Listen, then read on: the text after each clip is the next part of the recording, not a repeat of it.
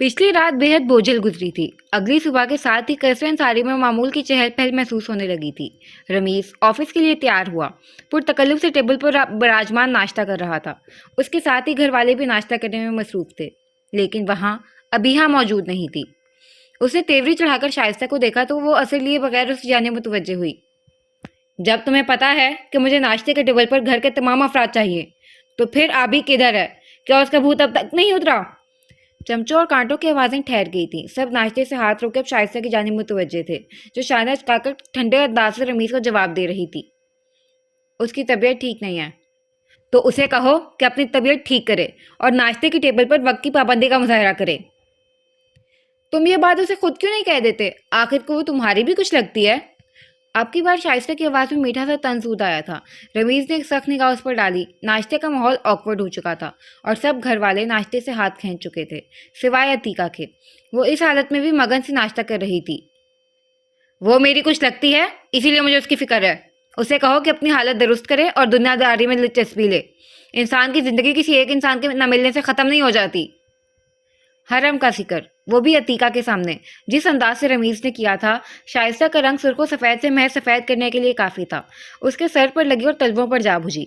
अतीका ने भी ऐसा दिलचस्प जिक्र सुनकर चेहरा भी साख्ता ही उठाया था। रमीज, वो मेंटली डिस्टर्ब हो गई है तुम्हारे खानदान वालों की घटिया हरकतें सह सह कर। उसे कुछ वक्त चाहिए खुद को रिकवर करने के लिए। और इन घटिया हरकतों की दावत किसने जारी की थी? यकीनन उसकी माँ ने, जो जल्दबाजी में तमाम हदूद पामाल करने से भी दुरेक नहीं करती। नाश्ते की टेबल का माहौल इस ठंड में भी गर्म महसूस हो रहा था। शाइस्ता का चेहरा तैश से सुर्ख हो चुका था, जबकि रमीज के तासुरात सख्त थे। अतीका ने एक मुस्कुराती निगाह शाइस्ता पर डाली और फिर से नाश्ते की जाने मुतवज्जे हो गई। नैना को इन दोनों के दरमियान आना पड़ा। मामा, डैड, प्लीज़, अगर तुम्हें इतना ही अपनी बेटी का ख्याल है तो इसके लिए तुम वो क्यों नहीं करते जो वो चाहती है? मैं इसकी माँ हूँ और इसके लिए वो सब करने से कभी पीछे नहीं हटूंगी जो इसे खुश करता होगा। हमें इसे वो नहीं देना चाहिए जो इसे खुश करे, हमें इसे वो देना है जो उसके लिए बेहतर साबित हो। माहौल में बहुत सा तनाव ऊद आया था। घर वाले और मुलाजमीन एक दूसरे से निगाह चुरा रहे थे, लेकिन रमीज और शाइस्ता की नफरत एक दूसरे के लिए कम होने का नाम नहीं ले रही थी। तुम तो इसे वो भी नहीं दे रहे जो इसके लिए बेहतर साबित हो। बाप हो तुम उसके, क्या जानते हो कि उसका पसंदीदा रंग कौन सा है और उसे किस खाने से एलर्जी है? क्या तुम्हें पता है कि वो कौन सी किताबों को पसंद करती है और किन किताबों से उसे नफरत है? क्या तुम्हें अंदाजा है कि उसे किन जगहों से लगाव और किन लोगों से उलझन होती है? क्या तुम बाप होने के बावजूद भी उसकी किसी एक आदत से वाकिफ हो? ये है तुम्हारे बाप होने का सबूत कि जब तुम घर से जाते हो और जब घर आते हो तब भी उसकी शक्ल देखना पसंद नहीं करते। ये फिक्र है तुम्हें उसकी? उसकी आंखों में तैश की हल्की सी नमी थी और लहजा आग उगल रहा था। रमीज मुट्ठी भींचे उसकी बात सुनकर चंद पल खामोशी रहा। हॉल में सन्नाटा छा गया था और अतीका भी नाश्ते से हाथ खींच चुकी थी। मेरे पास इन सब बातों के लिए वक्त नहीं है। तो तुम्हारे पास किस चीज़ के लिए वक्त है रमीज? वो इस पर बुलंद आवाज से गुर्राई थी। रमीज अगले ही पल कुर्सी से उठा और इसका पीछे टंगा कोट पहनकर उस पर एक नागवार सी निगाह डालता बाहर की जाने बढ़ गया। पीछे वो अब तक गहरे गहरे सांस लेकर खुद पर बामुश्किल जब्त कर रही थी। अतीका ने सामने रखा पानी का गिलास उसकी जानिब बढ़ाया तो शाइस्ता ने उसके महजूज चेहरे की जानिब देखा। उसके हलक में कड़वाहट सी खुल गई थी। अगले ही लम्हे उसने पानी से भरे गिलास को जोर से हाथ मारकर गिराया तो वो किरची किरची होकर टाइलों पर बिखर गया। हील की टकटक के साथ वो भी हॉल से वॉकआउट कर गई थी और अतीका ने ठंडे अंदाज से मुलाजमा को आवाज़ देकर उसे सब साफ करने का हुक्म दिया था। फिर वो सर झुकाकर अपने आंसू जब्त करती नैना की जाने मुड़ी। क्या तुम्हारे घर में सभी जहनी मरीज हैं? उसे तरहम से पूछा तो नैना ने सर उठाया। सुर्ख आंखें मुतवर्रम थीं। प्लीज़ भाभी, आप तो ऐसी बातें मत करें। अतीका ने अगले ही पल गहरा सांस लिया, फिर उसके साथ कुर्सी खींच बैठी। उसके बालों पर हौले हौले से हाथ फेरने लगी। नैना का जिस्म लरज रहा था और वो रो रही थी। अबीहा की ज़हनी हालत ने उसे भी परेशान कर दिया था। क्या तुम्हें उलझन नहीं होती रोज़ रोज़ के तमाशों से? होती है। कभी तो दिल चाहता है कि सुसाइड कर लूं, कभी दोबारा अपने घर वालों की शक्लें तक ना देखूं, लेकिन ऐसा नहीं हो सकता। वो मेरे घर वाले हैं और उन्हें मेरी ज़रूरत है। अतीका ने इसे खुद से लगाकर तसल्ली दी। अगर तुम्हें इस घर से आज़ादी मिल जाए तो? नैना ने उसके सवाल पर ना समझी से सर उठाकर उसे देखा था। वो मुस्कुराती आंखों में चमक लिए बोल रही थी। क्या मतलब? मैंने और तुम्हारे भाई ने कुछ प्लान किया है नैना। اگر اس گھر سے رہائی کا راستہ چاہتی ہو تو میرا ساتھ ضرور دینا. میں تمہیں اپنے ساتھ آزاد کرا کے یہاں سے لے جاؤں گی. کوئی بھی کبھی تمہیں دوبارہ تنگ نہیں کر سکے گا. کیا مطلب؟ کیسا پلان؟ اور اس صبح تیکا کو اپنے لایا عمل کے بارے میں کسی سے بات کرنے کا موقع مل گیا. رمیز انصاری نہیں جانتا تھا کہ اس کے لیے بھی ایک اور جھٹکا انتظار کر رہا تھا. نازنین نے جانے کیا کہہ کر صوفیہ اور وجدان کو مطمئن کیا تھا کہ ان دونوں نے ہی اس سے دوبارہ استفسار کرنا مناسب نہ سمجھا. ویسے بھی وہ ذہنی اور جسمانی طور پر حد درجہ تھکن کا شکار ہو رہی تھی. تھکن اس کے جوڑ جوڑ میں اتر گئی تھی. وہ چاہ کر بھی اپنے بستر سے اٹھ نہیں پا رہی تھی. کل کی تکلیف اور خوفناک انکشافات نے اسے رات بھر بے چین رکھا تھا. کچی پکی نیند کے بعد اس کا اب دل متلا رہا تھا اور سر بری طرح دکھ رہا تھا. دوپہر سر پر چڑھی محسوس ہو رہی تھی. پتہ نہیں وہ کون لوگ تھے جنہوں نے اس پر حملہ کیا، لیکن اگلے ہی پل اس کے ذہن میں دھماکہ سا ہوا. رمیز انصاری کے علاوہ کسی کے پاس بھی اس پر حملہ کرنے کا جواز نہیں تھا. اس نے سر تھک کر ایک بار پھر سے تکیے پر رکھ دیا تھا. اب تو وہ ان کی نظروں کے سامنے بھی نہیں گئی تھی اور نہ ہی ان سے کسی قسم کے حق کا مطالبہ کیا تھا. وہ تو اس شہر میں یوں زندہ تھی گویا وہاں موجود ہی نہ ہو. پھر بھی اس کی جان کے پیچھے وہ کیوں پڑا ہوا تھا؟ جتنی زندگی برباد ہو گئی تھی کیا وہ کافی نہیں تھی؟ اس نے گہرا سانس لے کر دکھتے سر کو دبایا. حلق خشک ہو چکا تھا. اسے یکدم ہی بے تحاشا پیاس لگنے لگی. گردن گھما کر سائڈ ٹیبل کی جانب جگ تلاشنا چاہا تو مایوسی ہوئی. جگ خالی تھا. امی کو آواز دینا اسے ٹھیک نہیں لگا. وہ اس وقت آرام کی غرض سے لیٹی تھیں. وہ انہیں پہلے بھی بہت تنگ کر چکی تھی، اب اور تنگ نہیں کرنا چاہتی تھی. اس نے بمشکل دونوں ہاتھوں پر زور ڈال کر اٹھنا چاہا تو تکلیف بڑھنے لگی. ٹھنڈے فرش پر دودھیا سے سفید پیر اتارے تو رگوں میں ٹھنڈک سی اتر گئی. اسے بے ساختہ ہی چھرجھری سی آئی تھی. ہلکے گلابی رنگ کے سادہ سے قمیص شلوار میں ملبوس، سفید گھٹنوں تک آتا نرم سویٹر پہنے، کھلے سیاہ بالوں کی لٹیں کان کے پیچھے ڈستی وہ جو ہی کمرے کا دروازہ پار کر کے باہر نکلی تو ٹھہر سی گئی. وہاں اس کے کمرے کے عین سامنے روہیلا کھڑی تھی، نک سک سے تیار، ماتھے پر بل اور نگاہوں میں اس کے لیے واضح ناپسندیدگی لیے. پانی کا گلاس درمیان میں رکھی چھوٹی سی ٹیبل پر رکھا ہوا تھا. اس کی نگاہ پانی کے گلاس سے پھسلتی ہوئی روہیلا کے زرد مخملی لباس پر ٹھہر سی گئی. کانوں میں قیمتی پتھر جڑے ٹاپس پہنے، جوڑے میں نفاست سے بال گوندے، وہ ٹھنڈی آنکھوں کے ساتھ اسے ہی تک رہی تھی. اس نے صوفیہ کو نہیں بلایا اور نہ ہی روہیلا نے صوفیہ کا اس سے کوئی ذکر کیا. وہ شاید اسی سے ملنے آئی تھی. اس کے ماتھے پر اب تک پٹی بندھی تھی. روہیلا کی نگاہ اس پٹی پر ٹھہر سی گئی. کہیں بات چلی تمہاری؟ انداز بہت سرد اور چپتا ہوا تھا. اس کی سیاہ آنکھوں میں نہ سمجھی ابھری. جی؟ کہیں رشتے کی بات چلی؟ اپنا پچھلا سوال دہرایا گیا. اس کی سبھی پیشانی پر کئی لکیریں چمکنے لگی تھیں. آنکھوں میں ناگواری تحلیل ہونے لگی. نہیں. یک لفظ مختصر سا جواب موصول ہوا. روہیلا نے ٹانگ پر ٹانگ رکھ کر اس کی جانب دیکھا تو اسے اس کا انداز بہت برا لگا. اب تک شادی کیوں نہیں کی؟ کیا کسی کو پسند کرتی ہو؟ یہ انداز پچھلے والے انداز سے کہیں زیادہ کڑوا تھا. اس کے ناسمجھی سے سکڑے ابرو اب اسپاٹ سے تاثر میں ڈھلنے لگے تھے. کیا میں آپ سے پوچھ سکتی ہوں کہ آپ اتنے زیادہ سوال مجھے کس خوشی میں پوچھ رہی ہیں؟ تم حرم کو پسند کرتی ہو، نہیں؟ اور ان کی جانب سے ایسا سوال سن کر چند لمحات کے لیے کنگ ہو گئی. اس کے 28 سالہ زندگی میں کبھی کسی نے اس سے ایسا کوئی سوال کرنے کی جرت نہیں کی تھی. پسند کرتی ہو تم اسے، میں یہ تمہیں دیکھ کر ہی بتا سکتی ہوں. وہ ہر جگہ تمہیں بچاتا پھر رہا ہے. کسی کے منہ سے تمہارے خلاف کوئی بات نہیں سن سکتا. یہاں تک کہ میں اور سہیل، اپنے والدین تک کو پسے پش ڈال دیا ہے اس نے تمہارے لیے. میں بس حیران ہوں. ایسا کیا جادو کیا ہے تم نے میرے بیٹے پر؟ اسے کیا گھول کر پلایا ہے تم نے؟ ان کی آنکھوں سے جھلکتی وہ تضحیک اور لہجے کی حقارت نے اس کے اندر جلن سی بھر دی تھی. اس کے زخموں میں سوزش ہونے لگی. اگر آپ کو ایسی کوئی بھی غلط فہمی ہوئی ہے تو یہ آپ کا قصور ہے پھوپھو، اور میں ایسے کاموں کے لیے ذرا بڑی ہوں. آپ کو یہاں تک آنے سے پہلے میری عمر، حرم اور میرے درمیان کے فرق کو دیکھ لینا چاہیے تھا. اوہ، میں نے اسے اور خود کو یہ بات کتنی بار سمجھانے کی کوشش کی ہے کہ تمہارا اور نازنین کا کوئی جوڑ نہیں، لیکن وہ سمجھتا ہی نہیں، بلکہ وہ تو بات ہی نہیں کرنا چاہتا. تم سمجھدار ہو، کم از کم تم ہی کچھ خیال کر لو. اب ایسی بے تکی اور بے ڈھنگی جوڑی پر تو سارا خاندان تھو تھو کرے گا. اس نے گود میں رکھی مٹھی بھینچی تھی. آنکھوں میں ضبط کی سرخی ابھری. ایک کے بعد ایک ذلت اس کا انتظار کر رہی تھی. مجھے حرم میں کوئی دلچسپی نہیں ہے، اور مجھے یہ بھی اندازہ ہے کہ اس نے ایسی کوئی بھی غیر مناسب بات اپنے منہ سے کبھی نہیں نکالی ہوگی.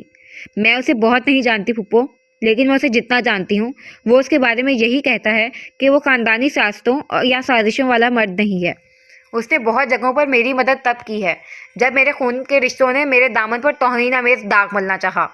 اس نے میری مدد تب کی ہے جب میں راستے میں گر کر روتی رہی۔ وہ میری مدد کو تب آیا تھا جب مجھے بچانے کے لیے کسی نے بھی اپنے آرام کو قربان کرنا ضروری نہیں سمجھا۔ اس نے میری حفاظت تب کی ہے جب لوگ مجھے نوچ کھانا چاہتے تھے۔ اور آپ؟ وہ ٹھہری تو آواز کانپ سی گئی۔ اس کا بخار بہت تیز ہو گیا تھا اور چہرہ کانوں کی لوؤں تک بخار کی حدت سے سرخ پڑ رہا تھا۔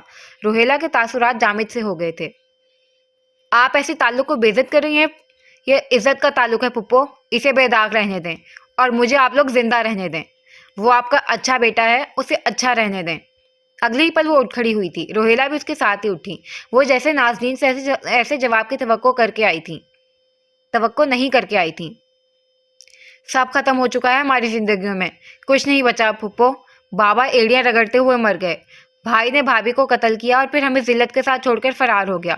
میری ماں کو بیماریاں کھا رہی ہیں، میرا بھتیجا نارمل رہنے کے لیے سر توڑ کوششیں کر رہا ہے اور ہم سب زندگی کو گھسیٹ رہے ہیں۔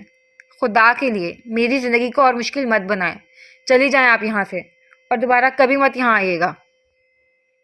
اس نے کمزور سی آواز میں کہا اور پھر پانی کا گلاس وہیں ٹیبل پر چھوڑے آگے بڑھ گئی۔ اس کا حلق اب تک خشک تھا لیکن اسے اندر کو گرتے آنسو تر کرتے جا رہے تھے۔ اس نے دروازہ اپنے پیچھے بند کیا اور ٹھنڈے فرش پر بیٹھ گئی۔ سب غلط ہو رہا تھا، سب غلط ہوتا جا رہا تھا۔ شائستہ نے اپنی تیاری پر ایک آخری تنقیدی نگاہ ڈالی اور پھر آئینے سے اپنی خوبصورتی کی صنعت وصولتی سامنے رکھے نازک سے آویزے کانوں میں ڈالنے لگی۔ سفید میکسی پر جا بجا سنہری تار کا بیش قیمت کام کیا گیا تھا۔ وہ انتہائی مہنگے داموں سے خریدا گیا لباس تھا جس کی چمک سے آنکھیں چندیا جانے کا خدشہ لگتا تھا۔ تازہ کٹے بالوں کو اسٹریٹ کیے چہرے پر نیوڈ میک اپ لک کے ساتھ وہ پارٹی میں جانے کے لیے تیار لگ رہی تھی۔ کمرے کی فضا میں خنکی اور فریشرز کی خوشبو سی پھیلی ہوئی تھی۔ اس نے ہاتھ آگے بڑھا کر پرفیوم کی جامنی سیال سے بھری شیشی اٹھائی اور اسے بے دریغ خود پر چھڑکنے لگی۔ خوشبوؤں میں بسے اس کے وجود سے نگاہوں کا پلٹ جانا بہت کٹھن معلوم ہوتا تھا۔ خود کو کمان سے آبرو اچکا کر دیکھتی وہ خود پر نازا تھی، لیکن اس کے کمرے کے ساتھ ہی ابھی کے کمرے کا ماحول اس کے کمرے کے چھم کرتے ماحول سے قدرے مختلف ہو رہا تھا۔ بھاری پردے اونچی کھڑکیوں پر گرے ہوئے تھے۔ بیڈ کی چادر شکن آلود تھی جسے پچھلے کئی دنوں سے تبدیل نہیں کیا گیا تھا۔ کمرے میں جا بجا کپڑے اور چیزیں بکھری ہوئی تھیں۔ الماریوں کے دروازے کھلے تھے اور ان کی درازوں سے سامان باہر کو ابل رہا تھا۔ بیڈ پر ابھی آڑی ترچھی دراز تھی۔ اس کے کمرے پر جیسے کوئی عذاب سا گزر گیا تھا۔ اگلے ہی پل سے نیچے لاؤنج سے رمیز کی چنگھاڑتی ہوئی آواز سنائی دی۔ تب بھی اس نے اٹھ کر باہر جھانکنا گوارا نہیں کیا۔ جب اس کے گھر والے اس کے دکھ سکھ میں شریک نہیں تھے تو وہ بھی انہیں کسی کھاتے میں نہیں لانا چاہتی تھی۔ اس نے کروٹ لی اور پھر سے اندھیرے کو گھورنے لگی۔ شائستہ البتہ رمیز کی اس بے وقت چنگھاڑ پر ضرور چونکی تھی۔ اس کے ماتھے پر شکنوں کا جال سا ابھر گیا تھا اور بدمزہ ہو کر اس نے اسمارٹ فون ہاتھ میں لیتے ہوئے ڈیزائنر بیگ لیا اور کمرے کا دروازہ بند کرتی باہر چلی گئی۔ نیچے لاؤنج میں گھر کے تمام افراد ہی موجود تھے۔ نینا ایک جانب عتیقہ کے ساتھ براجمان تھی اور رضا بھی ان کے ساتھ لگے صوفے پر آرام دہ سا بیٹھا تھا۔ وہ رمیز سے دھیمی آواز میں اپنا موقف بیان کر رہا تھا لیکن رمیز اس کی سننے کے بجائے اس پر مغالطات برسا رہا تھا۔ ماحول کا تناؤ دیکھتی ہوئے ریلنگ پر ہاتھ پھیرتی آگے بڑھ آئی۔ پھر اس کی پتلی ہیل کی ٹھنڈی فرش پر ٹکرانے کی آواز کے ساتھ ہی سب اس کی جانب گھومے تھے۔ رمیز کی آنکھوں میں اس کی تیاری پر سرخ سا تاثر ابھرا تھا لیکن اسے کوئی پرواہ نہیں تھی۔ وہ پاس چلی آئی۔ کس بات پر بحث ہو رہی ہے اب؟ ہر وقت کے بحث و مباحثے سے پک چکی ہوں میں، پلیز کیپ اٹ بریف۔ رضا کو لب کھولتے دیکھ کر اس نے آخر میں ہاتھ ہلا کر نزاکت سے کہا تو وہ چپ سا ہو گیا۔ وہ اب کے پہلی دفعہ ٹھٹکی تھی۔ شاید بات اتنی سیدھی نہیں تھی جتنی اسے محسوس ہو رہی تھی۔ اس نے آبرو اکٹھے کر کے رمیز کی جانب دیکھا جو خونخوار نگاہوں سے رضا کو گھور رہا تھا۔ رضا اس کا چھوٹا بیٹا تھا اور رمیز نے کبھی اس کے ساتھ کوئی سختی نہیں برتی تھی۔ شاید وہ اس کی قدر کیا کرتا تھا کیونکہ اس کا بیٹا اسے اپنے مفاد اور پرتعیش زندگی کے لیے چھوڑ کر جا چکا تھا۔ وہ گہرا سانس لے کر صوفے پر آ بیٹھی۔ میں پاکستان میں مزید نہیں رہنا چاہتا۔ اور یہ ایک ایسا دھماکہ تھا جو شائستہ کے سر پر بہت اہتمام سے پھٹا تھا۔ اس کی نگاہیں بے ساختہ ہی عتیقہ پر پھسلیں کہ جس کی ذو معنی مسکراہٹ کا اصرار اب اس پر کھلا تھا۔ وہ چند پل کچھ بولنے کے قابل ہی نہیں رہی تھی۔ کیا رضا، یہ تم کیا کہہ رہے ہو؟ اس کے حلق میں بہت سے الفاظ اٹک گئے تھے۔ میں پاکستان میں مزید نہیں رہ سکتا ڈیڈ، اور خاص کر اس گھر میں تو بالکل بھی نہیں۔ میرا ذہنی سکون اور میرا گھرانہ میرے لیے اول ترجیح ہے۔ عتیقہ ایکسپیکٹ کر رہی ہے اور اس کے لیے جسمانی اور ذہنی سکون بہت ضروری ہے جو کہ اس گھر میں تو کبھی ممکن نہیں۔ بھائی سے میرا رابطہ پچھلے کئی مہینوں سے جڑا ہوا ہے۔ انہوں نے مجھے وہاں سیٹل کروانے کے تمام انتظامات کر لیے ہیں۔ اسی لیے میں اب اور پاکستان میں رہ کر خود کو تباہ نہیں کر سکتا۔ میں آپ سے، ماما سے، ابھیا سے اور آپ کی ان سب سازشوں اور سیاستوں سے سکھ ہو چکا ہوں۔ اس کے آواز میں ایسی تھکن ہلکورے لے رہی تھی کہ ایک دم ساتھ اسے سنا گیا تھا۔ نینا انگلیاں آپس میں بند کر کے کھولتی، کبھی ایک کا چہرہ دیکھتی تو کبھی دوسرے کا۔ اسے اپنے گھرانے سے بھی اتنے ہی شکوے تھے جتنے کہ رضا کو۔ وہ یہاں سے بھاگ جانا چاہتی تھی۔ اس کے تناؤ کا شکار شانے اگلے ہی پل ڈھیلے پڑ گئے تھے جب عتیقہ نے اس پر پیار سے ہاتھ پھیر کر اسے تسلی دی۔ وہ بری عورت نہیں تھی۔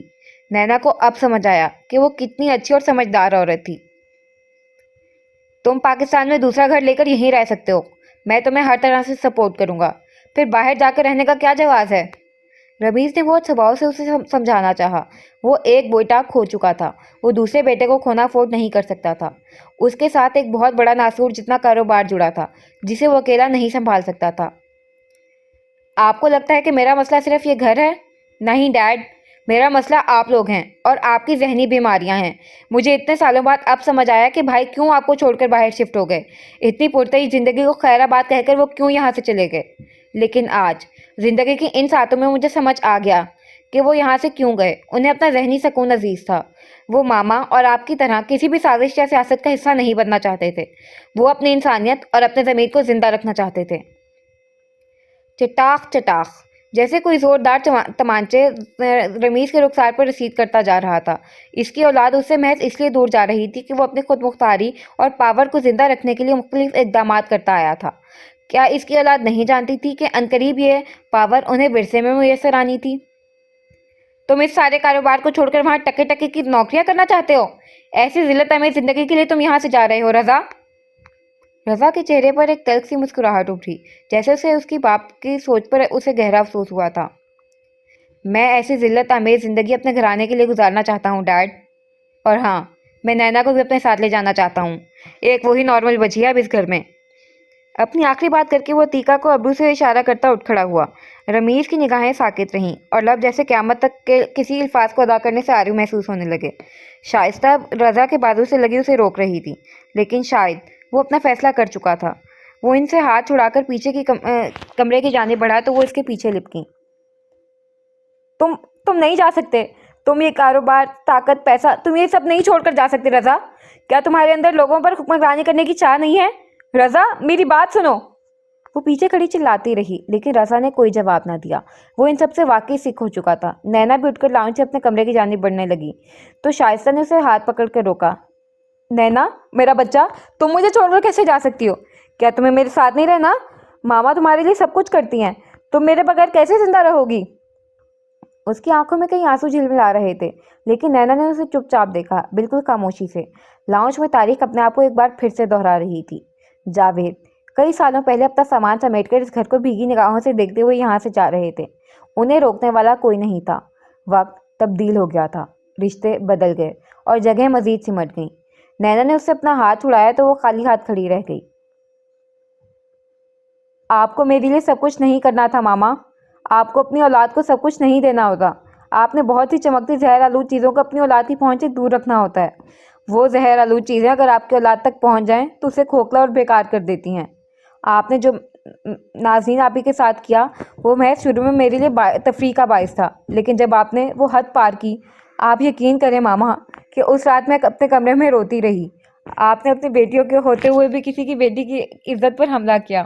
میں اپنی نگاہوں میں دوبارہ نہیں اٹھ سکی۔ میں مزید یہاں رہی تو شاید پاگل ہو جاؤں گی۔ وہ آنسوؤں کو ہتھیلی کے پیچ سے رگڑتی تیزی سے زینہ عبور کر کے اپنے کمرے کے پار غائب ہو گئی تھی۔ پیچھے شائستہ کا وجود جیسے کسی ریتلے مجسمے کی سی عکاسی کر رہا تھا۔ وہ سب میں نے تمہارے اور ابھیا کے لیے کیا تھا، سنا تم نے؟ وہ میں نے ابھیا کی حفاظت کے لیے کیا تھا۔ اپنا بدلہ لینا ہر جگہ جائز ہوتا ہے۔ تم لوگ مجھے اپنی محبت نچھاور کرنے سے نہیں روک سکتے۔ وہ زینوں کے دہانے پر کھڑی پاگلوں کی طرح چیخ رہی تھی۔ اس کا بس نہیں چلتا تھا کہ اپنے بال نوچ لیتی۔ رضا نے اس کی بلند آواز سنی تو تکلیف سے آنکھیں بند کر لیں۔ عتیقہ اس کے پاس اٹھائی، پھر اس کا ٹھنڈا ہاتھ اپنے ہاتھ میں قید کیا تو اسے گلابی آنکھوں سے دیکھے گیا۔ اپنے والدین کو چھوڑنا مذاق نہیں تھا، وہ خود بھی گہری عزت کا شکار تھا۔ میں تمہاری تکلیف سمجھ سکتی ہوں رضا۔ میں اب اس پاگل پن کو اپنی اولاد کا حصہ بنتے ہوئے نہیں دیکھنا چاہتا۔ میں یہاں سے دور، کہیں بہت دور جانا چاہتا ہوں، اور پھر کبھی پلٹ کر بھی اس گھر کی طرف رخ نہیں کرنا چاہتا۔ میں تمہارے ساتھ ہر جگہ کھڑی ہوں، خود کو ایسے تکلیف مت دو۔ اس نے آگے بڑھ کر اس کا سر پر کندھے سے لگایا اور پھر آہستگی سے اسے تھپکنے لگی۔ وہ خاموشی سے اپنا سر اس کے کندھے پر ٹکائے ہوئے تھا۔ یہ چند دن کی اذیت جلد ہی اس کی زندگی سے ختم ہونے والی تھی۔ شائستہ نے زینب بور کی اور نینا کے پیچھے چلی گئی۔ وہ ایسے تہی دامہ کھڑی اپنے اولاد کو دور جاتے ہوئے نہیں دیکھ سکتی تھی۔ پیچھے رمیز تنہا رہ گیا۔ اس کی ساکت پتلیاں ہر جگہ سے انکاری تھیں۔ صوفے کے ہتھے پر ہاتھوں کو ٹکائے وہ سیدھی لکیر میں بند لبوں کو کسی غیر متعین نقطے کو گھور رہا تھا۔ اسی پل اسے احساس ہوا تھا کہ اگر ایک اولاد قابیل پیدا ہو جائے تو دوسرے کا حابیل ہونا لازم ہوتا ہے۔ ابلیس کے گھر ہمیشہ ابلیس نہیں پیدا ہوتا۔ بت تراش کے گھر میں نبوت سانس لے رہی ہوتی ہے اور خدا کے گھر میں کئی سال تک بتوں کی عبادت ہوتی رہتی ہے، لیکن اس سے خدا کی حقیقت پر کوئی آنچ نہیں آتی۔ یہ سوچ آتے ہی اس نے اپنی گردن اٹھائی تھی جو کسی اندیکھے سے بوجھ تلے دبی ہوئی محسوس ہو رہی تھی۔ وہ اگر خدا تھا تو اسے اکیلے ہی زندہ رہنا تھا، کیونکہ خدا اکیلے ہی زندہ رہنے والی حقیقت کا نام ہے۔ وہ تو انسان ہوتے ہیں جنہیں سہاروں کی ضرورت ہوا کرتی ہے۔ خدا اکیلا تھا اور وہ اکیلا ہی کافی تھا۔ اسے اسی پل احساس ہوا کہ ابلیس بننا اور ابلیسیت پر ڈٹے رہنا مذاق نہیں تھا۔ فرشتے رہنا آپ کو خدا کی طرف داری دلاتا ہے، لیکن شیطان بن جانا آپ کو تنہا کر دیتا ہے۔ وہ بھی تنہا کر دیا گیا تھا۔ اس کی اٹھی گردن کا بوجھ ایسے بڑھنے لگا۔ تمہیں کیا لگتا ہے ابلیس ہونا آسان ہے؟ جنت چھوڑ کر جہنم کا انتخاب کرنا کبھی آسان نہیں ہوا کرتا۔ وہ اگلے ہی پل آہستہ سے اپنی نشست سے اٹھ کھڑا ہوا۔ اس کی ٹانگیں کمزوری کا شکار ہو رہی تھیں اور ذہنی انتشار آنکھیں سرخ کر گیا تھا، لیکن پھر بھی وہ مضبوط قدم اٹھاتا سیدھے چہرے کے ساتھ آگے بڑھایا۔ کئی سالوں پہلے تاریخ کے کئی صفحات میں وانگ سو نے اپنے لیے حکمرانی کے تخت کا انتخاب کر لیا تھا، لیکن وہ تخت اسے ایسے ہی نہیں ملا تھا۔ اس تخت تلے اس نے اپنے ہی بھائیوں، رشتہ داروں اور ساتھیوں کو قتل کیا تھا۔ وہ اپنی حکومت کا طاقتور سلطان تھا، لیکن وہ تنہا تھا، کیونکہ وہ اپنے ہر رشتے کو اپنی ہی تلوار سے ذبح کر کے اس مقام تک پہنچا تھا۔ قصر انصاری رات کی سیاہیوں میں ڈوبنے لگا، اور ابلیس کی ایک خصلت یہ تھی کہ وہ سیاہ تھا، سیاہ اور سرد۔ احمد اپنے آفس میں بیٹھا ہاتھ میں حرم کی تصویر تھامے اسے بغور دیکھ رہا تھا۔ اس نے 2 جمع 2 کر کے اس نتیجے کو اخذ کر لیا تھا کہ ناظرین کو اب تک بچانے والی فگر حرم کے علاوہ اور کوئی نہیں تھی، لیکن ثبوتوں کی عدم موجودگی کے باعث وہ الجھن کا شکار محسوس ہو رہا تھا۔ حرم نے اگر یہ سب کیا تھا یا مزید وہ آگے کچھ بھی کرنے کا ایسا ارادہ رکھتا تھا تو اس کے پیچھے کیا وجوہات کار فرما تھیں؟ اسے ایسا کرنے کے لیے کس نے کہا تھا؟ جمشید کو کچھ دیر پہلے حرم کی نگرانی کا کہہ کر وہ اپنے آفس سے اٹھایا۔ اسے یہ لڑکا پہلے دن سے ہی گڑبڑ لگ رہا تھا۔ اس کے قدموں کا رخ اب کے جانے پہچانے راستوں پر تھا۔ وہ گاڑی میں چند پل بیٹھتا سوچتا رہا اور پھر فیصلہ کن انداز میں باہر نکل آیا۔ نفسیاتی امراض کا وہ ہسپتال رات کے اس پہر خاموشی کے آسیب میں جکڑا ہوا تھا۔ اس نے قدموں کا رخ ناداریاں کاٹتے ہوئے پھیرا اور پھر ایک کمرے کے سامنے وہ ٹھہر گیا۔ آس پاس سرد پڑتی ہر شے اسے آبرو اٹھا کر دیکھ رہی تھی۔ اگلے ہی پل اس نے گہرا سانس لیا اور دروازہ واق کیا۔ دروازہ ٹھنڈ کے باعث چرچراتی آواز کے ساتھ کھلا اور وہ قدرے آہستگی سے اندر داخل ہوا۔ پھر وہ کئی پیر وہیں ٹھہرا رہا۔ کھڑکی سے چاندنی اندر کو گر رہی تھی اور ہر شے اندھیرے کے وجود میں لپٹی تھی، مبہم، غیر واضح۔ اسی پل اسے اپنے پیچھے قدموں کی چاپ محسوس ہوئی تو وہ محتاط سے انداز میں ایک جانب کو ہوا۔ کمرے کا دروازہ کھلا اور پھر ایک دراز قد سا جوان اندر کو داخل ہوا۔ اس کا ایک ہاتھ زخمی تھا جس پر پٹی بندھی تھی اور وہ پہلے سے تندرست محسوس ہو رہا تھا۔ پیچھے دیوار سے لگ کر کھڑے احمد نے اپنا سانس تک روک لیا۔ اسی پل وہ لڑکا آگے بڑھا اور روبینہ کے سرانے آ کھڑا ہوا۔ روبینہ دوائیوں کے زیر اثر سو رہی تھی۔ احمد نے اگلے ہی پل دروازے سے باہر نکل جانا مناسب سمجھا، لیکن پھر وہ اس لڑکے کی آواز پر ٹھہر سا گیا۔ اس کے قدم برف ہو گئے تھے۔ سالوں کے بعد واپس لوٹ آنے والوں کی سزا کیا ہونی چاہیے روبینہ؟ وہ گردن جھکائے اپنی سوئی ہوئی ماں سے پوچھ رہا تھا، اور پھر وہ پلٹا۔ ان دونوں کی آنکھیں چار ہوئیں۔ ان دونوں کی آنکھوں کا رنگ ایک سا تھا، ان کا قد، ان کی ساخت، یہاں تک کہ ان کا ارتکاز بھی ایک دوسرے کا عکس تھا۔ لڑکا پاس چلا آیا، دونوں کی کتھئی آنکھیں واضح ہوئیں، اور پھر اس لڑکے نے احمد کی گردن اپنے ایک ہاتھ سے دبوچ لی۔ احمد کا سانس رک گیا اور حلق تنگ ہونے لگا۔ زاویار کی آنکھیں بے رحمی سے اس کے سفید پڑتے رنگ پر جمی رہیں۔ پھر وہ ذرا قریب آیا اور اسے بغور دیکھا۔ جو سالوں کی نیند سے جاگ کر اپنے رشتوں کو رات کی سیاہیوں میں دیکھنا چاہیں، انہیں موت کے حوالے کر دینا چاہیے، تاکہ وہ کبھی اس احساس کی تپش نہ محسوس کر سکیں جس سے رشتے پروان چڑھتے ہیں۔ اس کی غیر انسانی سی سرد آواز پر احمد کی آنکھیں گلابی ہونے لگی تھیں۔ اس کا ہاتھ اپنی گرفت اس کے حلق پر سخت کرتا جا رہا تھا۔ کیا تمہیں یاد ہے میں کون ہوں احمد؟ میں احمد سلطان کا بیٹا ہوں، زاویار احمد سلطان ہوں۔ اور اسپتال کی سیائیوں میں کچھ چھناکے سے ٹوٹ جانے کی آواز ابھری تھی۔ برسوں بعد وہ دونوں ایک دوسرے کے سامنے استادہ تھے۔ ایک مار دینا چاہتا تھا اور دوسرا اس کے ہاتھوں مر جانا چاہتا تھا۔ اس کی قطعی ارتکاز سیاہی مائل محسوس ہو رہا تھا۔ وہ آدم تھا، اسے آدم رہنا تھا، لیکن کچھ ابلیس ہمیشہ آدم میں سانس لیتے رہتے ہیں جن سے جدائی قیامت تک ممکن نہیں ہوتی۔ وہ اس کے سامنے اب تک کھڑا تھا۔ احمد کی گردن پسینے سے شرابور ہو چکی تھی اور چہرہ سانس مکمل طور پر بحال نہ ہونے کی صورت میں سفید پڑتا محسوس ہو رہا تھا۔ زاویار کی نگاہوں میں سختی کے ساتھ اب کے کچھ اور بھی تحلیل ہو رہا تھا۔ وہ گلابی سی نمی تھی۔ اس گلابی سی نمی کے پیچھے کئی تکلیف دہ ماہو سال تھے۔ وہ ان ماہو سال کے جھلسا دینے والے ایام میں زندہ رہنے والوں میں سے تھا۔ اس کے جبڑے ایک دوسرے کے ساتھ سختی سے پیوست تھے اور قطعی آنکھیں اس چاندنی میں سیاہی مائل سی دکھ رہی تھیں۔ اس کے جسم کے ہر مسام سے پسینہ پھوٹ رہا تھا۔ وہ اس وقت کمزوری کے بہت سیاہ لمحے سے گزر رہا تھا۔ میں تم سے معافی مانگنا چاہتا تھا۔ احمد کے حلق سے گڑ کی آوازوں کے ساتھ بمشکل چند الفاظ ابھرے تھے۔ زاویار کی آنکھوں میں جلن سی ابھری، رگیں تناؤ کے باعث کھنچ گئیں اور حلق میں گلٹی ابھر کر معدوم ہوئی۔ اس نے کچھ اور قوت کے ساتھ اس کی گردن کو دبوچا تو ہاتھوں کی رگیں طاقت لگانے کے باعث پھول سی گئیں۔ جانتے ہو انسانوں کو مارنے میں کتنا عرصہ لگتا ہے؟ چند لمحے، 30 سیکنڈز اور تم یہیں ختم ہو جاؤ گے۔ ایسے ہی مار دیے جاتے ہیں انسان بھی۔ قتل صرف شروع میں کٹھن معلوم ہوتا ہے۔ یہ ہاتھ صرف پہلی دفعہ لرزتے ہیں، اس کے بعد سب کچھ ساکت ہو جاتا ہے۔ دوسری دفعہ میں لرزش ختم ہو جاتی ہے اور قتل کرنے کی خواہش طاقتور ہو جاتی ہے۔ وہ اس سمے انسان نہیں لگ رہا تھا۔ اس کی آنکھیں غیر انسانی معلوم ہو رہی تھیں۔ احمد نے جواب دینے کے لیے لب کھولے لیکن وہ کچھ بول نہ سکا۔ روبینہ کی بہت باریک سی آواز زاویار کی سماعت میں کسی سور کی مانند پگھل کر گری تھی۔ وہ اور احمد دونوں ہی اپنی جگہ ٹھہر سے گئے تھے اور پھر اس نے بے یقینی سے چہرہ پھیر کر روبینہ کی جانب دیکھا جو اپنے بستر پر اٹھ بیٹھی تھیں۔ احمد؟ ان کی کپاتی آواز نے ان دونوں کو ساکت کر دیا تھا۔ اس کی گرفت اگلے ہی پل احمد کی گردن پر ڈھیلی پڑ چکی تھی۔ روبینہ نے کپاتا ہاتھ آگے بڑھا کر بیڈ کے ساتھ لگے سوئچ بورڈ کو چھوا تو اگلے ہی پل ہسپتال کا وہ مٹیالے رنگ کی دیواروں سے سجا کمرہ زرد روشنی میں نہا گیا۔ احمد کا سفید چہرہ واضح ہوا۔ وہ اپنی آنکھیں بے یقینی سے واقعی روبینہ کو تک رہا تھا۔ احمد؟ کیا یہ آپ ہیں احمد؟ اور زاویار کا ہاتھ بے دم ہو کر اس کے پہلو میں آ گرا تھا۔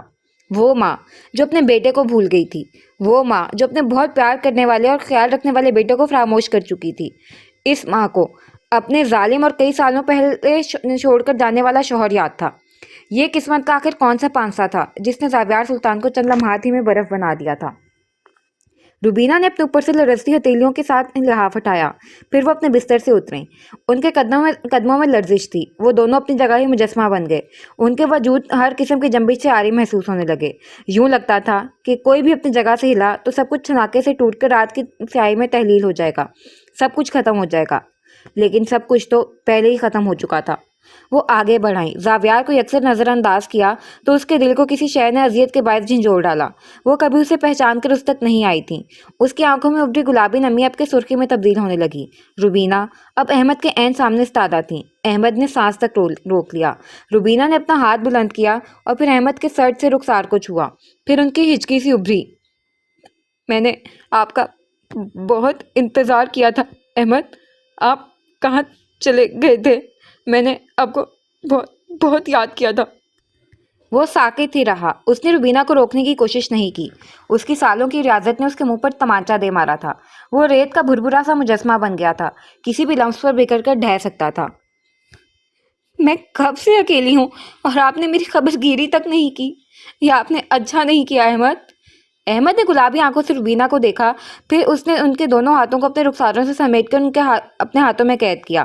ایک نگاہ زاویار کو دیکھا جو بالکل ساکت تھا، اور پھر وہ آہستہ سے گھٹنوں کے بل جھکا۔ اب وہ روبینہ کے سامنے گھٹنوں کے بل بیٹھا سر جھکائے ہوئے تھا۔ اس کے ہاتھوں میں روبینہ کے ہاتھ اب تک قید تھے۔ میں معافی چاہتا ہوں۔ میں تمہیں چھوڑ کر جانے پر شرمسار ہوں روبینہ۔ میں تم سے معافی مانگنا چاہتا ہوں۔ اس کی گیلی سی آواز ابھری۔ زاویار بے ساختہ ہی 2 قدم پیچھے ہٹا تھا۔ اس کی پشت دروازے کی جانب تھی اور وہ اس دروازے سے 1 قدم کے فاصلے پر ہی تھا۔ اس کے ہاتھوں میں لرزش سی عود آئی تھی۔ جو اس نے کبھی دن کی روشنی میں نہیں سوچا تھا وہ رات کی سیاہی میں سچ ثابت ہو گیا تھا۔ अगले ही पल वो लरजते कदमों के साथ पलटा और फिर दरवाज़ा धकेलता बाहर चला गया। उसका जिस्म गहरी सी कपकपाहट का शिकार था और निगाहें बार बार धुंधला रही थीं। उसने लड़खड़ाते कदमों के साथ चारदीवारी पार की और फिर वो एक सिरे पर मुड़कर ठहर सा गया। अब उसकी पश्त दीवार के साथ लगी थी और घुटने हर किस्म का बोझ उठाने से इनकारी हो गए थे। अगले ही पल अब वो चेहरा दोनों हाथों में कैद किए रो रहा था। हाँ, वो रो रहा था, बच्चों की तरह, बिल्कुल छोटे बच्चों की तरह जो अपनी किसी ख्वाहिश के बेरहमी से कुचले जाने पर रोया करते हैं।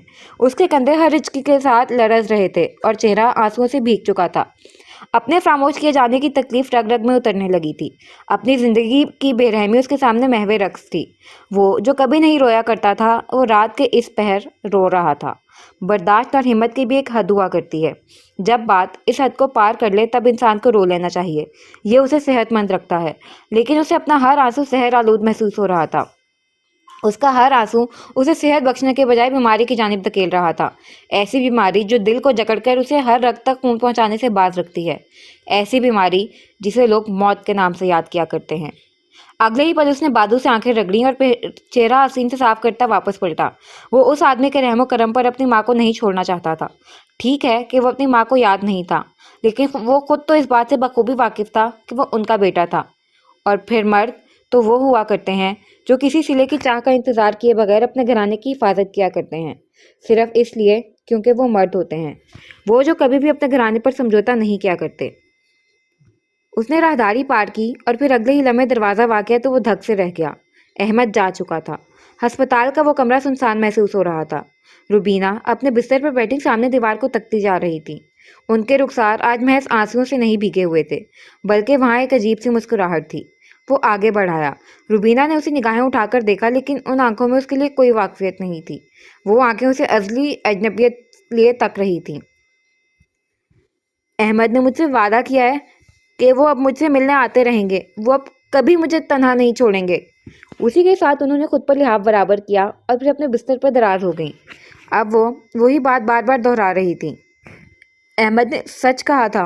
वो पलट आए। अहमद सच्चे थे। अहमद अहमद सच्चे थे। वो खाली आंखों से इनके वजूद को तकता रहा था। पिघलती रात में वो कहीं वहीं पिघल कर ख़त्म हो गया था। इसकी मुतवरम आंखें आपके खुश्क महसूस हो रही थीं। फिर वो तेज़ी से बाहर की जानिब बढ़ा और मुतवाज़न कदमों के साथ राहदारी अबूर करने लगा। रात की स्याही में इसका ह्योला अब तेज़ी से दाखिली दरवाजे की जानिब बढ़ रहा था।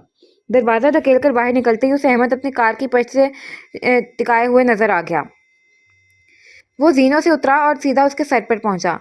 फिर उसे कोई भी मौका दिए बगैर गिरेबान से झगड़कर अपने सामने किया। अहमद ने खुद को बचाने की हर कोशिश गोया तर्क कर दी थी। मेरी माँ से दूर रहो, मेरी हर शय से दूर रहो। हरम, नाज़नीन या फिर सारंग, इन तीनों की जानिब मैली निगाह से देखने की कोशिश भी की तो आंखें निकाल लूंगा मैं तुम्हारी। और इस दफ़ा मैं वाकई ऐसा करूंगा। उसने नफरत से फनकार कर उसे परे धकेला तो उसकी पश्त गाड़ी से जा टकराई। अहमद ने आपके स्पाट आंखें उसकी जानिब फेरी थीं। हरम, क्या वो अब भी तुम्हारा दोस्त है? क्या उसने तुमसे हर रिश्ता ख़त्म नहीं कर लिया था? उसका जवाबी वार तन से भरपूर था। जावियार की निगाहों में एक पल को तैश सा उभरा। बकवास बंद करो। वो तुम्हारा दोस्त नहीं है, बल्कि वो किसी का भी दोस्त नहीं बन सकता। और इससे पहले कि वो मजीद कुछ कहता, जावियार ने उसके जबड़े पर पूरी कुव्वत से मुक्का दे मारा। लम्हे भर को अहमद के सर पर सारा आसमान घूम कर रह गया। उसने अपने चकराते सर को मुश्किल झटका था। उसे अगर नुकसान पहुंचाने की कोशिश भी की तो मुझसे बुरा फिर कोई नहीं होगा। अहमद सुल्तान, ये बात याद रखना, और ये भी कि मेरे हाथ तुम्हें मौत के घाट उतारते हुए एक लम्हे के लिए भी नहीं कांपेंगे। इसकी काटदार आवाज़ पर वो अपनी जगह ही कनक हो गया था। जावियार ने अगले ही पल उसे नफरत से देखा और फिर लंबे लंबे डग भरता उसके सामने से गुजर गया। पीछे खड़ा अहमद अपने होंठ के किनारे से बहता खून अंगूठे से साफ कर रहा था। कुछ शक नहीं था कि वो इसी का बेटा था, उसी की मानित करख्त, ताकतवर और तैश का दिलदादा।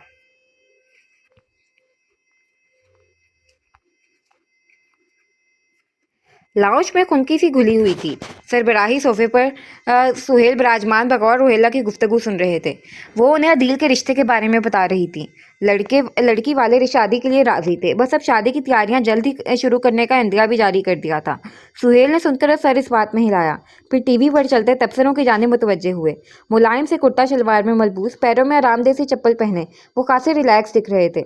جب سے عدیل نے آفس کے معاملات میں دلچسپی کے ساتھ سنجیدگی کا مظاہرہ کرنا شروع کیا تھا، تب سے وہ خود کو بہت ہلکا پھلکا محسوس کرنے لگے تھے۔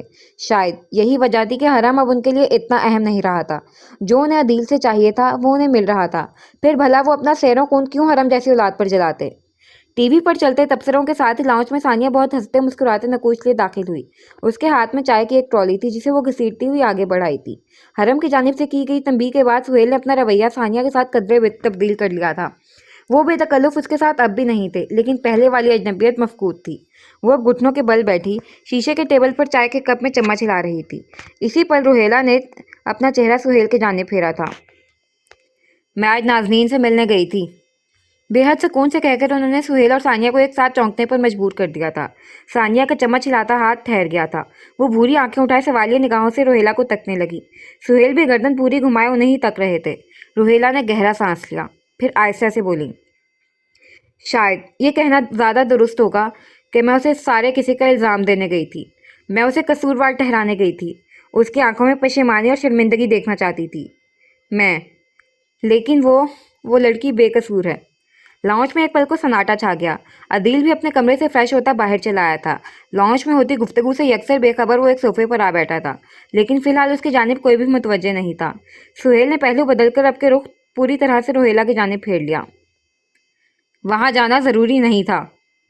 ضروری تھا سہیل، میں دیکھنا چاہتی تھی کہ وہ لڑکی خود کو اس سب میں کتنا انوالو ہو چکی ہے۔ اور پھر تمہیں کیا جواب ملا؟ سہیل نے بت باری سے استفسار کیا تو روہیلہ نے پھر سے گہرا سانس لیا۔ ان کی پیشانی پر پھیلی سوچ کی لکیریں سہیل پر بہت کچھ آشکار کر گئی تھیں۔ کہیں نہ کہیں بھائی اور بھابھی، جاوید بھائی اور ان کے گھرانے کی ایسی زندگیوں کے لیے ذمہ دار ہیں، لیکن آج نازنین کی حالت دیکھ کر مجھے اس بات کا شدت سے احساس ہوا کہ اس کے ساتھ زیادتی ہوئی ہے۔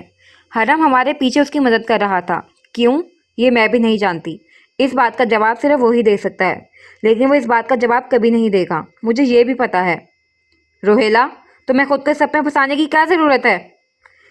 وہ میرا بیٹا ہے سہیل، میں اسے خاندان بھر میں ذلیل ہوتا ہوا نہیں دیکھ سکتی۔ بھابھی خاموش ہو کر بیٹھنے والی خاتون نہیں ہے، وہ نازنین کے ساتھ میرے بیٹے کا نام سارے خاندان میں بدنام کر دیں گی۔ عدیل نے ثانیہ کی جانب سوالیہ نگاہوں سے دیکھا تو وہ بیچارگی سے کندھے اچکا گئی۔ معاملے کی تہ تک کا تو اسے بھی علم نہیں تھا۔ دوسری جانب سہیل ناگواری بھری سنجیدگی سے کچھ کہنے ہی لگے تھے کہ روہیلہ نے ان کی بات کاٹ دی۔ شاید حرم اسے پسند کرتا ہو سہیل۔ چند پل کوئی کچھ نہ بولا، ماحول انتہائی سنجیدگی اختیار کر گیا تھا۔ اگر وہ اسے پسند کرتا ہے تو کیا تم اس کی شادی نازنین سے کرنے کے لیے راضی ہو جاؤ گی؟ سہیل کی جانب سے کیا گیا استفسار بہت واضح تھا۔ روہیلہ کو جواب دینے میں ذرا وقت لگا۔ اس میں ایسی کوئی قباحت بھی نہیں ہے، سوائے ایج ڈفرینس کے۔ دونوں کے درمیان ایسا کوئی شگاف نہیں موجود کہ ہم یہ رشتہ گانٹنے کی بات ہی نہ کر سکیں۔ وہ بہت کچھ سوچتی رہی تھی اور اب ان کا ہر جملہ ان کی دیرپا سوچ بچار کی عکاسی کر رہا تھا۔ سہیل نے سر نفی میں ہلاتے ہوئے گہرا سانس لیا تھا۔ یہ بات موم ٹھیک کہہ رہی ہیں ڈیڈ، وہ ہمارے رشتہ دار بھی ہیں، اور اگر حرم انہیں پسند کرتا ہے تو پھر کیا ایشو ہے؟ عدیل نے بھی اسی سنجیدگی سے کہا تو سہیل کے چہرے پر سوچ کی کئی لکیریں موجودہ نظر آنے لگیں۔ معاملہ اسے کہیں زیادہ الجھا ہوا تھا جتنا انہیں دکھائی دے رہا تھا۔ حرم کو جیسے وہ جانتے تھے شاید گھرانے کا کوئی فرد نہیں جانتا ہو، اس لیے وہ ہچکچاہٹ کا شکار محسوس ہو رہے تھے۔ محض پسند کی بنیاد پر اپنے نام کو خاندان بھر میں خراب کرنے والا لڑکا نہیں تھا حرم۔ بات کچھ اور تھی جو ان پر عیاں نہیں تھی، اور انہیں بس یہی ایک بات پریشان کر رہی تھی جس سے وہ واقف نہیں تھے۔ وہ جوں ہی گہرا سانس لے کر سیدھے ہونے لگے تو ٹھہر سے گئے۔ ان کے عین سامنے موجود صوفے پر اب وہ بیٹھ رہا تھا، جینز پر سفید بٹن شرٹ پہنے، آستینیں کونیوں تک موڑے، ماتھے پر گرے بالوں سے بے نیاز۔ اس کی آنکھیں ٹھنڈی اور پرسکون تھیں۔ میں نازنین کو پسند نہیں کرتا، مجھے ان میں کوئی دلچسپی نہیں ہے، نہ میں ان سے شادی کرنا چاہتا ہوں، نہ مجھے ان سے کوئی رشتہ گانٹنا ہے۔ آئندہ کبھی بھی ان کا نام میرے نام کے ساتھ جوڑنے کی کوشش مت کیجیے گا موم۔ ٹانگ پر ٹانگ چڑھا کر وہ کہتے ہوئے وہ آرامدہ نشستوں پر براجمان افراد کے ہر رد عمل سے بے نیاز تھا۔ مخاطب وہ روہیلہ سے ضرور تھا، لیکن اس کی بھوری آنکھیں سہیل پر ہی جمی تھیں۔ ان کے تاثرات اسے دیکھتے ہی ذرا سختی اختیار کر گئے تھے۔ تم آخر چاہتے کیا ہو؟ کیا کسی لڑکی کی عزت تمہارے لیے معنی نہیں رکھتی؟ وہ جیسے اس کے جواب پر متعجب ہوئی تھی۔ میرے لیے فی الحال عزت سے زیادہ کچھ اور معنی رکھتا ہے۔ اس کا انداز ایسا تھا کہ سہیل کے کان بے ساختہ ہی سرخ ہوئے تھے۔ عدیل کھنکار کر سیدھا ہو بیٹھا اور ثانیہ اپنا سر پورا جھکا گئی۔ یہ کیا بےہودہ انداز ہے بات کرنے کا؟ کسی لڑکی کی عزت سے زیادہ تمہیں کیا عزیز ہے؟ سہیل نے ضبط سے پوچھا۔ وہ ویسے ہی بیٹھا رہا، بنا سہیل کے تادیبی انداز کا اثر لیے۔ چند پل انہیں دیکھتا رہا، پھر کندھے اچکائے۔ ये बताना मैं आपको ज़रूरी नहीं समझता। उसका अंदाज बहुत बेअदबी लिए हुए था। सुहेल ने सोफे के हत्थे पर रखी अपनी मुट्ठी भींची थी। उनके जबड़ों में उतरती सख्ती इतनी दूर से भी हरम को वाज़ेह तौर पर दिखाई दे रही थी। तुम्हारी साख को कभी इतना नुकसान नहीं पहुंच सकता जितना नाज़रीन की इज्जत को पहुंचेगा। भाभी उसका नाम पूरे खानदान में बदनाम कर देंगी। उस लड़की के आगे जिंदगी पड़ी है। क्या तुम चाहते हो कि हर कदम उसकी दहलीज तक जाने से इनकारी हो जाए? रोहेला की बात सुनकर वो सीधा हो बैठा था। क्या आपको अब याद आ गया है मॉम कि वो आपके भाई की बेटी है? वो इतना कड़वा नहीं होना चाहता था, लेकिन जो भी अल्फाज उसकी जुबान से अदा हुए थे वो बहुत जहर आलूद थे।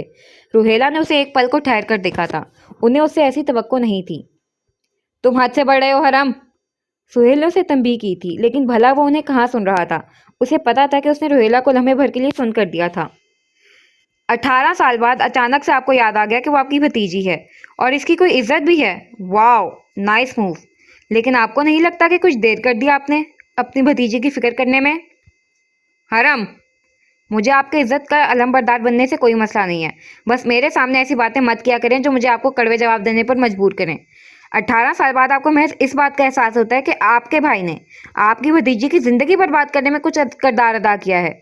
प्लीज़, मेरी एक ही गुजारिश है कि जिस पत्थर तले आप सब अब तक ख्वाब खरगोश के मज़े ले रहे थे, उसी के नीचे दोबारा जाकर सो जाएं।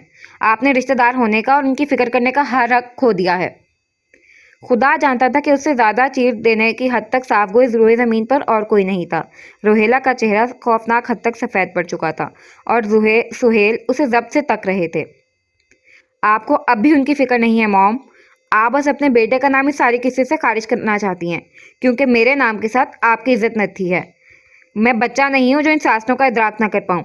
और जहाँ तक रही बात उनसे शादी करने की, मैं उनसे शादी नहीं करना चाहता। अगर मुझे उनसे शादी करनी होती तो कोई नहीं रोक सकता था मुझे, खुद नाज़नीन भी नहीं। उसने संजीदगी से उन सबको देखकर अपनी पोजीशन से आगाह किया।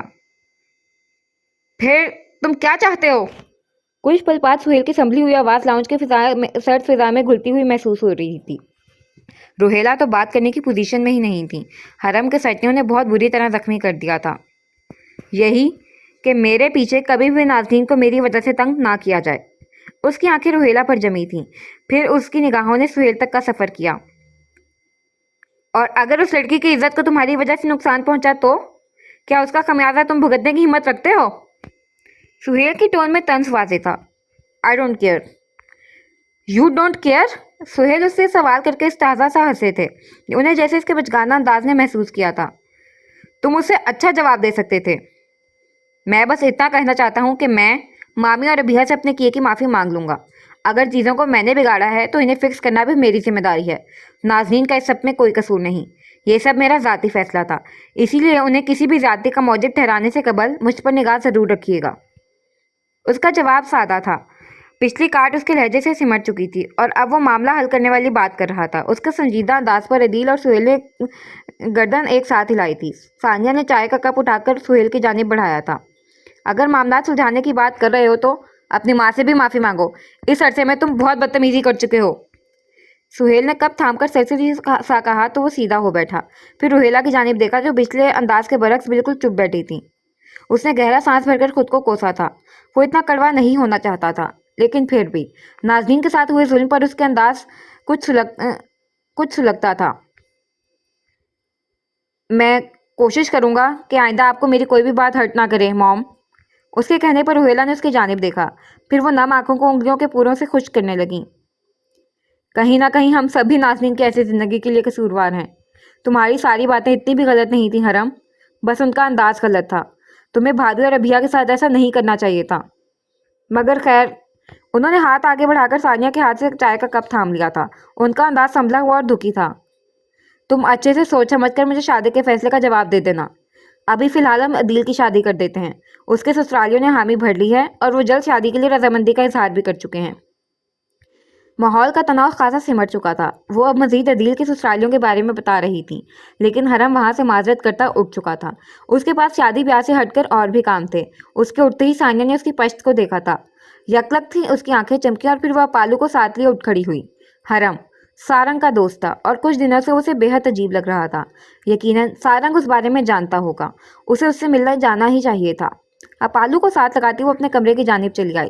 फिर लाउंज में बैठी टीवी पर चलते तबसरों के साथ सुहेला और रोहेला की बातें करने की आवाज़ अब तक महसूस हो रही थी।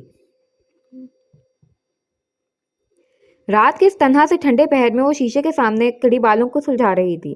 उसके माथे पर लगी सफ़ेद पट्टी उसे बार बार पिछले वाक़यात की याद दिला रही थी। स्याह बालों को सुलझाता उसका हाथ लम्हे भर को ठहर सा गया था। उसकी सफ़ेद पट्टी के पार आज दोपहर का मंजर भी जगमगाने लगा। रोहेला का ख्याल आते ही उसका दिमाग हरम की जानिब फटका था। इसका वो इंकशाफ, उस एक इंकशाफ ने नाज़रीन को सरता पार हिला कर रख दिया था। वो बेड तक चली आई। ज़्यादा देर खड़े होने के बायस उसे चक्कर से महसूस हो रहे थे। बेड पर दराज हुई वो एक बार फिर से उन दोनों के बारे में ही सोच रही थी। हरम और ज़ाफ़ियार अपनी अपनी जगह मजलूम थे। उन दोनों के साथ ही जुल्म हुआ था। बस अपने साथ हुए जुल्म का इल्ज़ाम दूसरों को दे रहे थे और दूसरा उस इल्ज़ाम को रद्द भी नहीं कर रहा था। वो दोनों ही एक जैसे थे। उनके दरमियान बोलना बेकार था। उसने गहरा सांस लिया और फिर अपना फ़ोन टेबल से उठाकर निगाहों के सामने किया। खुले बाल तकिए पर फैले हुए थे और दूधिया सा चेहरा बुखार के बायस दहक रहा था। दोपहर से उसका बुखार कुछ कम था, लेकिन बहरहाल था ज़रूर। अगले ही पल दरवाज़ा बजा तो वो चौंकी, मोबाइल एक जानिब डाल दिया। वजदान अब उसके सर पर खड़ा था। उसने नासमझी से उसे देखा। आपके साथ क्या हुआ था पुप्पो? और उसके ऐसे सवाल पर वो चौंकी थी, फिर सीधी हो बैठी, आंखें मासूमियत से झपकाईं। उफ, हरम ने उसे अपनी आदतें लगा दी थीं। क्या हुआ था मेरे साथ? अनजान बनते हुए पूछा तो वजदान का छोटा सा चेहरा लाल भभूका हो गया। ऐसा गुस्सा करते हुए वो बहुत क्यूट लग रहा था। उसे बेसाख्ता ही हंसी आई थी। फुप्पो, मैं इस घर का मर्द हूँ। आपको मुझे बताना चाहिए था कि यूनी पर हमला हुआ है और आप उसी वजह से जख्मी हुई हैं। उसने दोनों हाथ कमर पर रखे हुए थे और गुस्सा करते हुए वो बिल्कुल जावेद की तरह लग रहा था। नाज़नीन ने एक बार फिर से आंखें झपकाई थीं। किसने बताया तुम्हें? ज़ावियार भाई ने। वो यूनी में स्टूडेंट है ना आपके। गज़ब खुदा का, अगर वो मुझे नहीं बताते तो मुझे पता ही नहीं चलता। आपको मुझे बताना चाहिए था। ज़ावियार का नाम सुनते ही वो सीधी हो बैठी, आंखों में ताज्जुब सा उभरा। स्याह पलकों से सजी आंखें खैरत के रंग में रंगी खूबसूरत लगती थीं। क्या बताया उसने? ये बात अहम नहीं है कि इन्होंने मुझे क्या बताया। बात ये अहम है कि आपने मुझे कुछ नहीं बताया। क्या हम दोस्त नहीं हैं फुप्पो? क्या आपसे मैं अपनी हर बात शेयर नहीं करता? और इतनी बड़ी बात होगी लेकिन आपने मुझे बताना गवारा नहीं समझा? जीन्स पर साफ स्वेटर पहने, माथे पर बाल बिखेरे वो खफा निगाहों से उसे तक रहा था। नाज़रीन को उसकी फिक्र पर प्यार आया था। तुम्हें नहीं लगता कि तुम थोड़ा ओवर रिएक्ट कर रहे हो? उसने मुश्किल मुस्कुराहट दबाकर कहा तो वजदान धुंचका कर रह गया।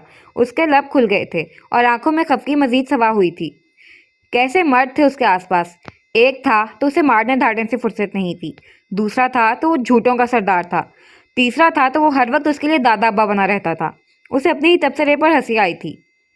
मैं सीरियस हूँ पुप्पो, आपको कुछ हो जाता तो? अच्छा बताओ, अगर तुम्हें बताती तो तुम क्या करते? परेशान ही होते ना जैसे अभी हो रहे हो। इसीलिए मैंने तुम्हें नहीं बताना मुनासिब समझा। वो उसके सामने आ बैठा था। उसकी आंखें माथे पर गिरे बालों के बायस छुप सी गई थीं। नाज़नीन ने गहरा सांस लेकर उसके बालों को एक हाथ से परे किया। उसकी परेशान से खूबसूरत आंखें अब के वाज़ेह हुई थीं। बालों को ऐसे आंखों पर नहीं आने देते, आंखें खराब होती हैं। लेकिन वो उसे नहीं सुन रहा था। मैं वहां जाता और फिर वहां की सिक्योरिटी पर एक तमाशा खड़ा करता। मुस्लिम अफराद यूनी में आज़ाद फिर रहे थे और किसी को खबर ही नहीं। मैं यूनी इंतज़ामिया के खिलाफ पर्चा कटवाता और इन्हें आखिर तक घसीटता। पुप्पो, वो आपके काम की जगह है। आप ऐसी जगह पर महफूज नहीं होंगी तो मैं सुकून से कैसे बैठ सकता हूँ? उसकी आवाज़ में बेसुकूनी के साथ खौफ भी हिलकोरे ले रहा था। नाज़नीन ने हैरत से उसके जवाब पर उसे देखा। मुझे नहीं पता था कि तुम इतने बड़े हो गए हो। सिक्योरिटी पर तमाशा, पर्चा कटवाना और इन्हें घसीटना। सुनने में तो लग रहा है जैसे कोई 33-35 साल का जेंटलमैन कह रहा हो। लेकिन तुम तो अभी छोटे हो। इतने से अंगूठे और अंगुष्ठे शहादत को मिलाकर उसे दिखाया तो उसने गहरा सांस लिया।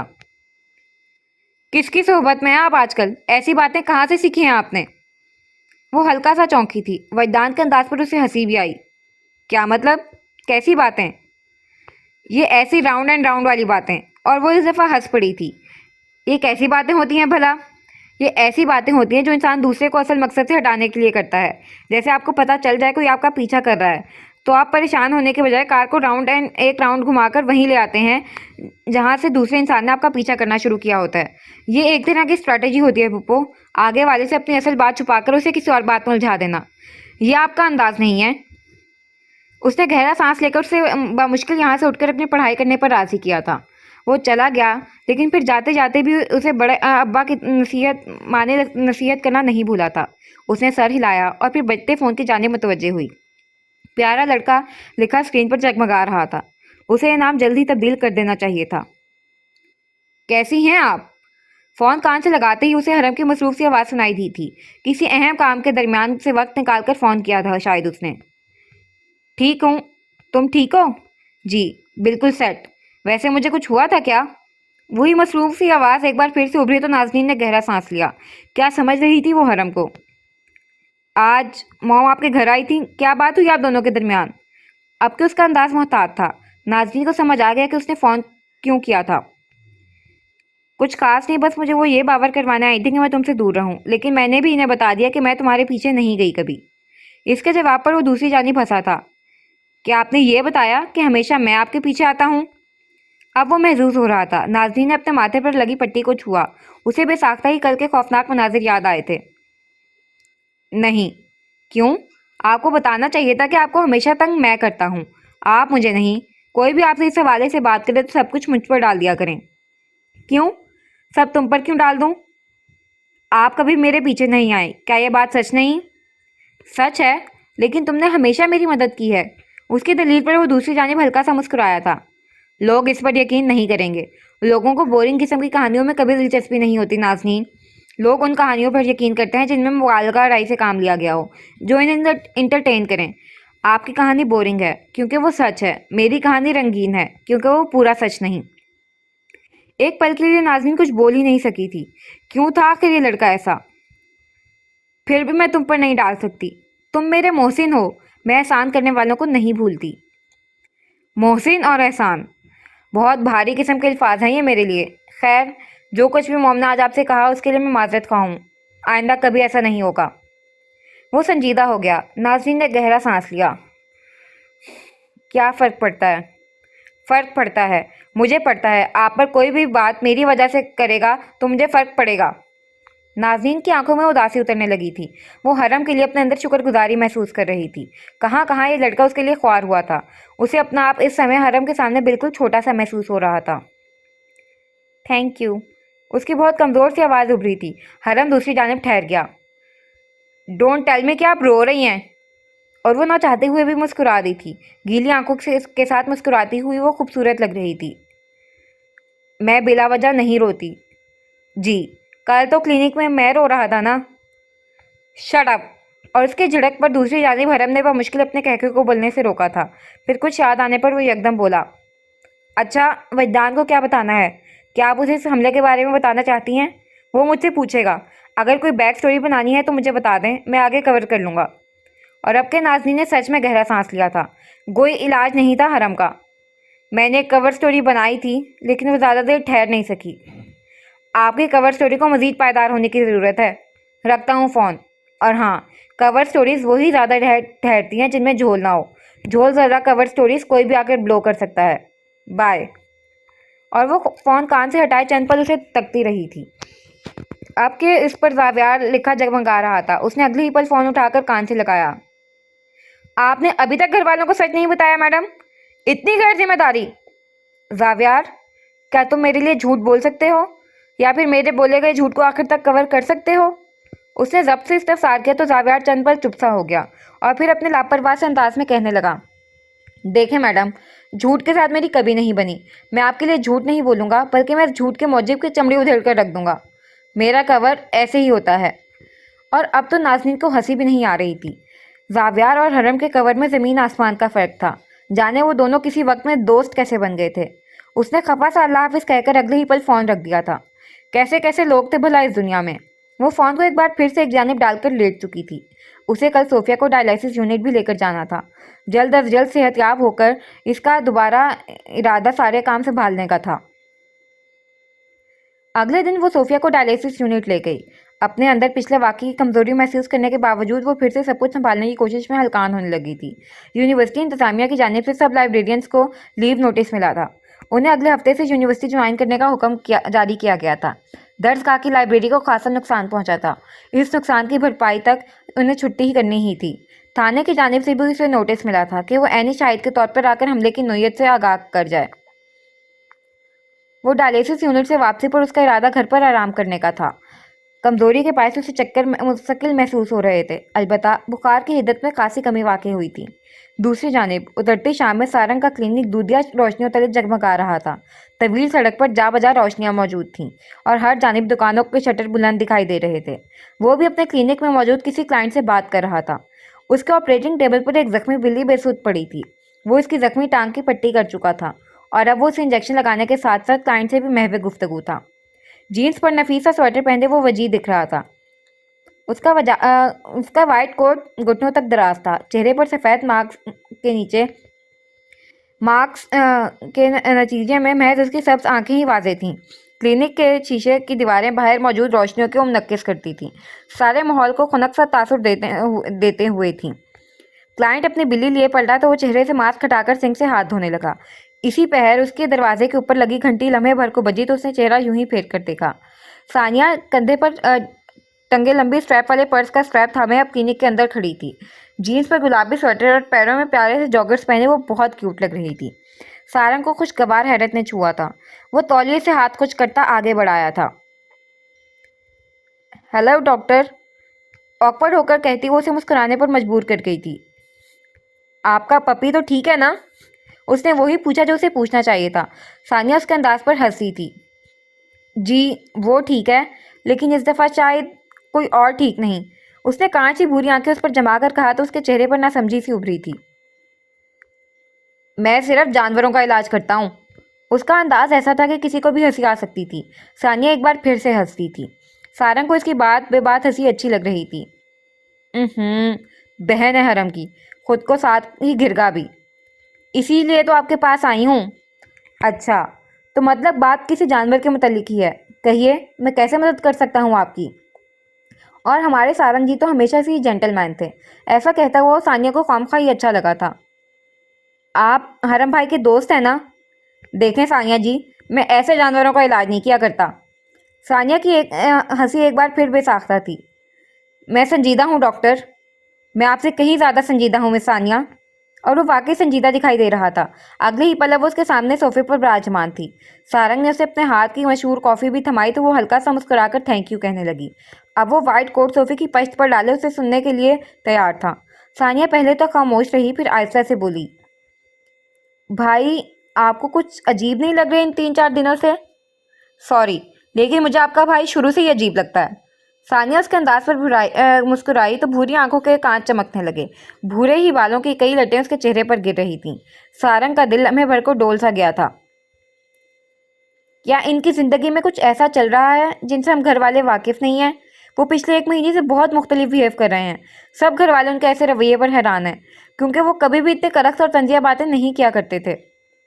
वो वाकई सारंग को परेशान और उलझी उलझी सी दिखाई दे रही थी। हरम के रवैये में तब्दीली का एहसास शायद सबसे ज़्यादा सानिया को ही महसूस हुआ था, क्योंकि वो उससे मानूस थी। वो गहरा सांस लेता सीधा हो बैठा, फिर उसे नरमी से देखा। क्या उसने आपको कुछ ऐसा कहा है जो उसे नहीं कहना चाहिए था? उसकी सब आंखें संजीदा थीं। सानिया का दिल उसके ऐसे इस्तफसार पर पिघल ही तो गया था। उसकी तवज्जो और नरमी ने उसे लम्हे भर को कैद कर लिया था। नहीं, मुझे नहीं। वो डैड और मॉम को बहुत बुरा बोलते हैं। वो पहले इतने कड़वे नहीं थे। सब ठीक है सानिया जी, आपका भाई बस कुछ मसाइल में उलझा हुआ है आजकल। जैसे ही वो इन मसाइल को हल कर लेगा तो जल्द ही पहले वाला हरम बन जाएगा। उसकी ऐसी तब्दीली वाकई काबिले गौर है। ऐसे कौन से मसाइल हैं भाई के? वो कुछ गलत तो नहीं कर रहे ना डैड को बताए बगैर? उसकी भूरी आंखें खुल गई थीं और चेहरे पर फिक्र सी चमकी थी। सारंग लम्हे भर को मुस्कुराया। आपका भाई 9th ग्रेड का स्टूडेंट नहीं है कि आपके डैड से छुपकर कोई गलत काम करेगा। बस कुछ प्रॉब्लम्स हैं। आप उसके ऐसे रवैये को इन मसाइल के दबाव का रद्द-ए-अमल समझकर दरगुजर क्या करें। ऐसे कौन से प्रॉब्लम्स हैं? सानिया की आवाज़ उसे खौफजदा सी महसूस हुई थी। वो गड़बड़ाकर सीधा हुआ। मेरा मतलब है कि बिजनेस के कुछ मसाइल हैं हरम के, आपके डैड के साथ। शायद वो इसीलिए ऐसा एक्ट कर रहा है। मैं बात करूँगा उससे। क्या बात करेंगे आप? मासूमियत से पूछा तो सारंग ने गहरा सांस लिया। साथ ही साथ दिल में हरम को दाद भी थी। उसे ढंग के साथ एक झूठ तक नहीं बोला जा रहा था और वो ऐसी हजारों बातें जाने कैसे संभालता था। डांटूंगा उसे। आपके डांट सुन लेते हैं वो? ऐसी वैसी कॉलर खड़े नहीं किए थे बस उसने, बाकी अंदाज वैसा ही था। सानिया के परेशान चेहरे पर अगले ही पल प्यारी सी मुस्कुराहट उभरी थी। हैरत है, डैड की डांट तो खातिर में लाते नहीं भाई, आपकी डांट कैसे सुन लेते हैं। और अभी वो जवाबन उसे कुछ बताने ही लगा था कि दरवाजे के ऊपर लगी घंटी बज उठी। इसने और सानिया ने एक साथ दरवाजे की जानिब देखा। वहाँ नाज़नीन खड़ी थी, मुकम्मल सफ़ेद लिबास में मलबूस, खुद के गिर्द सफ़ेद सी नफीस शॉल लपेटे, स्याह बालों को कमर पर खुला छोड़े। उसकी आंखें सानिया को देखकर हैरत से लम्हे भर के लिए फैली थीं। नाज़नीन, आप? सारंग उठ खड़ा हुआ था। सानिया, तुम यहाँ? नाज़नीन के लबों से अधूरा सा सवाल अदा हुआ था और इससे पहले कोई क्लिनिक में फैली कन्फ्यूजन ज़ाहिर करता दरवाजे के ऊपर लगी घंटी एक बार फिर से बज उठी। आपके आने वाला ज़ावियार था। उसके हाथ में कुछ फाइल्स थीं और वो नाज़नीन को देखकर ठहर गया था। उसकी सवालिया निगाहें सानिया पर फिसलीं और फिर वो वजाहत तलब निगाहों से सारंग की जानिब देखने लगा। और अभी सारंग बदर ने अपना मुंह खोला ही था कि दरवाजे के ऊपर लगी घंटी एक बार फिर से बजी। आपके क्लिनिक में मौजूद हर जीरू ने पलट कर आने वाले की जानिब देखा। वहाँ हरम खड़ा था। वो शायद किसी से फ़ोन पर बात कर रहा था। अंदर का माहौल देखकर लम्हे भर को ठटका। क्या मैं गलत वक्त पर आ गया हूँ? नहीं, बल्कि उसने हाथ नीचे करके पूछा था। सारंग ने ज़ब्त से गहरा सांस लेकर बुरे मुंह के साथ उसे देखा। शायद मैं गलत जगह पर आ गया हूँ। उसने ये बात दांत कचकचाकर आहिस्ता से बोली थी, लेकिन सानिया उसे सुन चुकी थी और सुनते ही वो बेसाख्ता हंस दी थी।